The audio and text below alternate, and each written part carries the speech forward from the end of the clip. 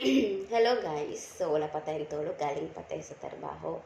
So good morning po sa lahat. So this is Coach Jane under ng team ROB Kapamilya. So by the way, nandito ako sa video kasi gusto kong sasagutin lahat ng mga nagtatanong sa akin ng mga client ko sa negosyo.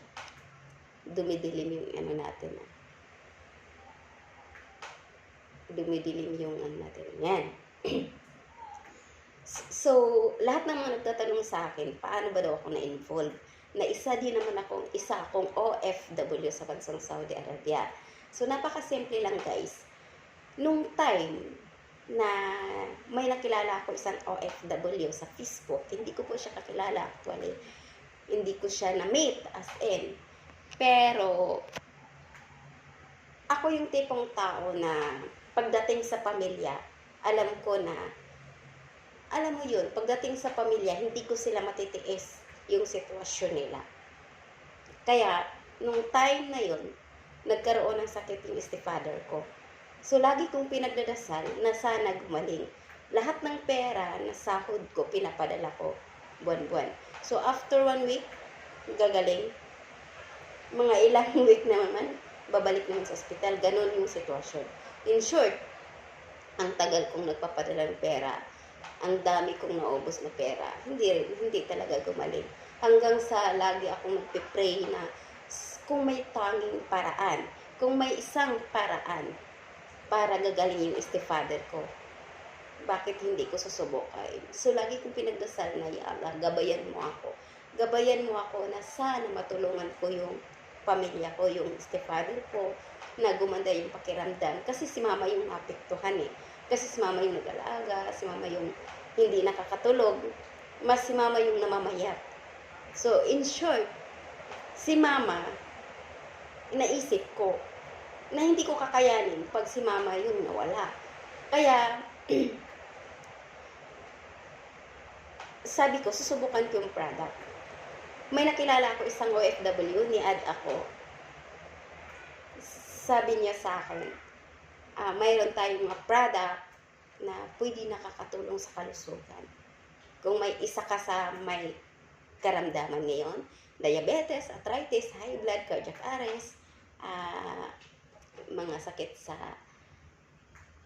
goiter, mga ganun. Kung ano-ano yung mga sakit na meron ka, so solved na sa isang capsule na C24/7. In short, hindi ako nagdalawang isip. Sabi ko, susubukan ko muna yung product. So, nung time na nabili ko yung isang product na C24/7, napadala kay mamang, yung stepfather ko, medyo kumalma yung pakiramdam. So, bumili ako ng isang package. Nung bumili ako ng isang package, nagdagdag ako kasi sabi ng mama ko, nakakalakad na, wala nang si papa. Tapos, hindi na rin si mama nag-utang-utang sa mga kapitbahay. Hindi rin siya nakakautang-utang kung saan-saan. Kaya natutuwa ako. Sabi ko, ibig sabihin, effective. In short, bumili ako ng 15 ounce. Ayan. Bumili ako ng 15 package. Bakit ako bumili ng 15 package? Sabi ko, baliwala ang pera. Kung nagkakasakit naman yung pamilya ko. In short, sabi ko sa sarili ko, bibili ako ng maraming package para mananatiling malusog ang aking pamilya at pag ako'y umuwi, makikita ko sila na malakas, na magaling at syempre bumata. In short, bumili talaga ako, kaya yung mama ko the best talaga at saka stepfather ko ngayon. Sobrang, alam mo yun, hindi na talaga, nung time na 2015, nasa abroad ako, hindi na bumalik yung sakit ng stepfather ko. Ngayon, nasa 80 years old na siya. Alhamdulillah. Kaya sobrang nagpapasalamat ako. Buti na lang naniniwala ako. Buti na lang hindi ko pinairal yung duda. Buti na lang sumubok ako. Kasi kung hindi, malamang hindi ko alam.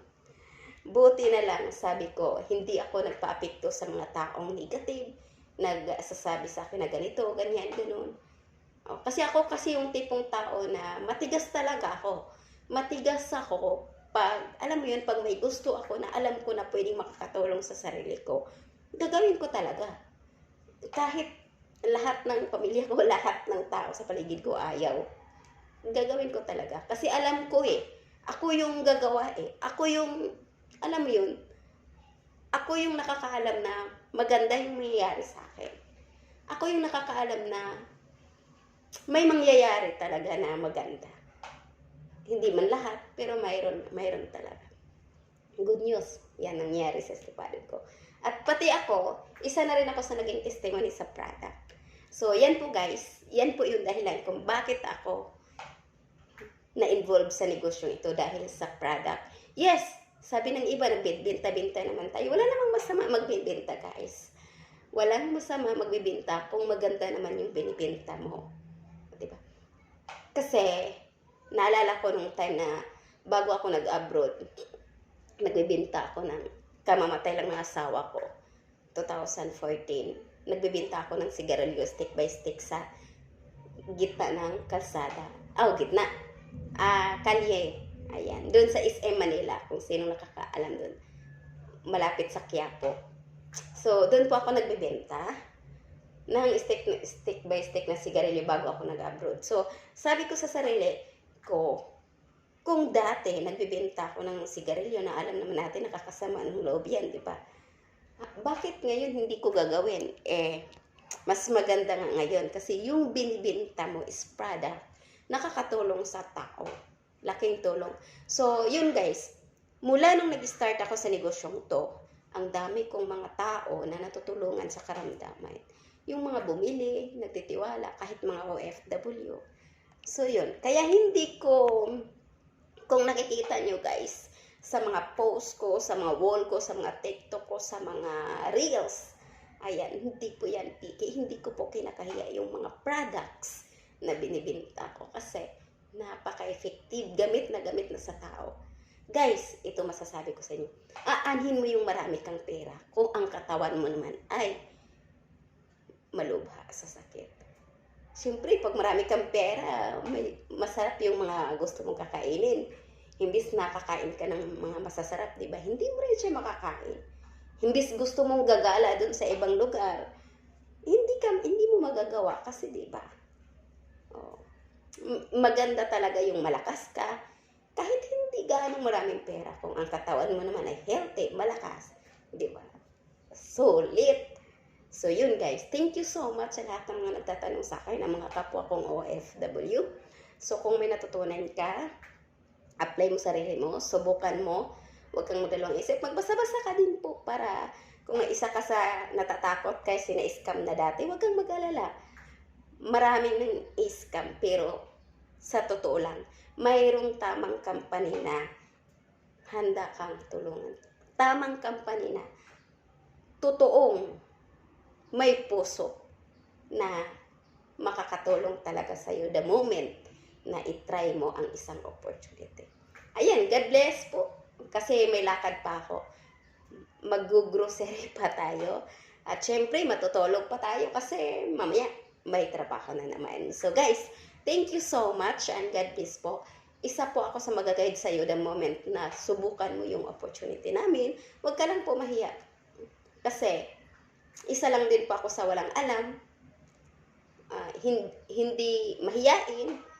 Isa lang po ako sa walang alam, napakahiyain. Tubong probinsya. Ayan. Isang OFW, nakaranas ng hirap, sakit, lungkot, lahat. Lahat ng naranasan ko sa ibang bansa, yun na yun. Ayan. Pero, dahil sa opportunity, dun po lumakas yung loob ko, nawala yung hiya ko. Kung sino-sino na yung kinakausap ko, dun ako nagkakaroon ng napakalakas na energy. Ayan. So, thanks guys. See you soon. God bless po.